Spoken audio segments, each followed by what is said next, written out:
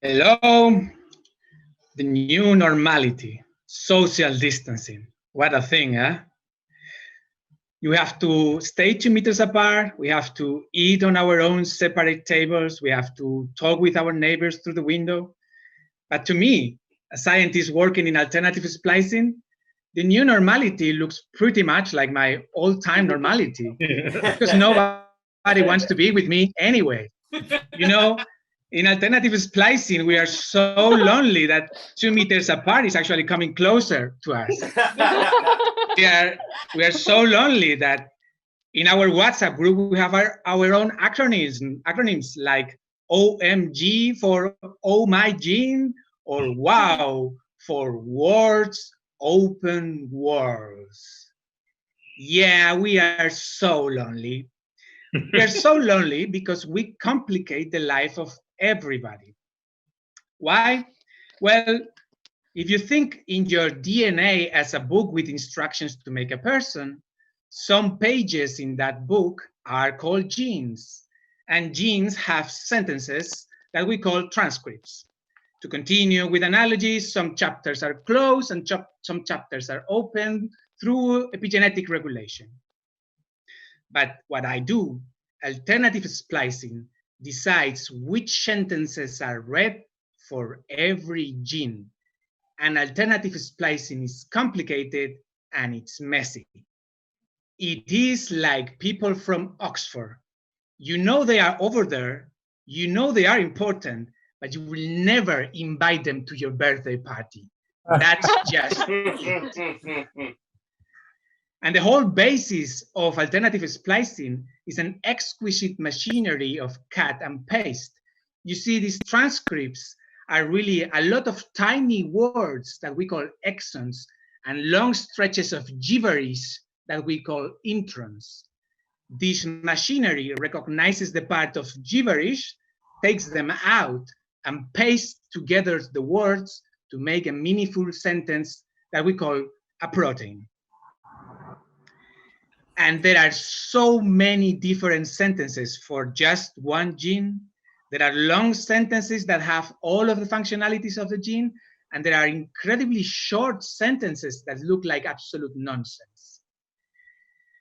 By deciding which words stay in and which words stay out of sentences, alternative splicing alters the meaning of a sentence, either a lot or very little. Now you might think now that no wonder people don't want to bother with alternative splicing, because at the end of the day, what can a word do to a full sentence? But I have here some examples taken from the English language that I'm gonna show you with the high technology of showing my mobile phone to the camera. So the first one comes from my Aunt Monica.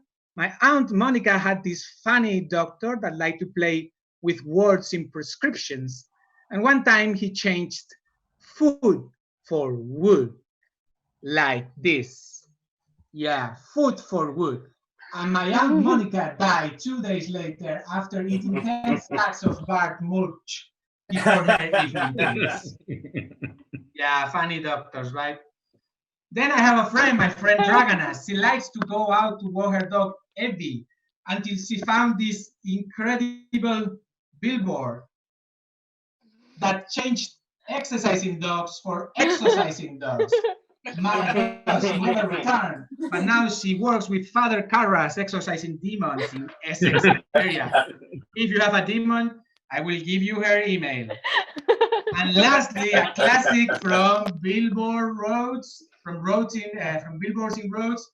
If you drop the L from public, you get pubic, and you end up advertising pubic schools, which are a different type of business altogether.